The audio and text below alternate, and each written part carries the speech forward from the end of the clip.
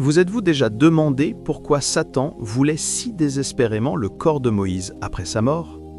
Cette question peut sembler troublante, voire bizarre, mais elle est profondément enracinée dans les récits bibliques.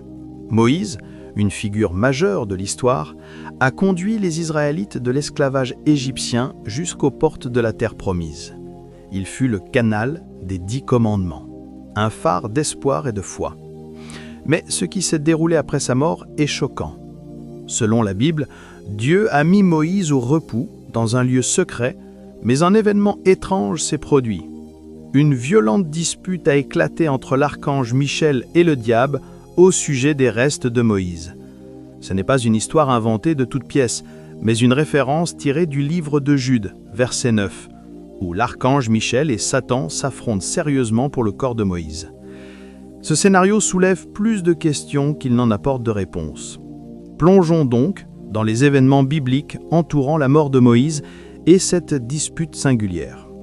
Moïse, l'homme qui avait conduit les Israélites hors d'Égypte, qui avait reçu les 10 commandements directement de Dieu et qui avait guidé son peuple vers la terre promise, était sur le point de mourir. Sa vie fut remplie de rencontres extraordinaires, de révélations divines et de miracles puissants. Pourtant, juste avant d'entrer dans la terre promise, il commit une grave erreur qui faillit lui coûter son ministère. Dieu avait expressément demandé à Moïse de parler au rocher pour que l'eau en jaillisse et que les enfants d'Israël puissent boire. Mais sous la pression des Israélites, Moïse, dans un moment de colère, se tourna vers le peuple et dit « Faut-il toujours que nous fassions jaillir de l'eau pour vous ?» Bien que cette déclaration puisse sembler anodine, elle eut de graves conséquences.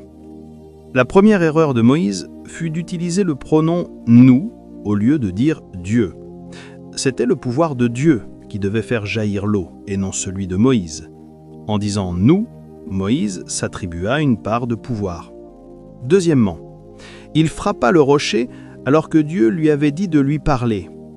Immédiatement après cet acte, Dieu déclara à Moïse qu'il n'entrerait plus dans la terre promise à cause de son erreur.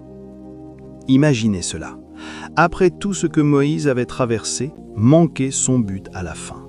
Peu après, il mourut. Le livre du Deutéronome 34, 5 à 6 raconte la mort de Moïse.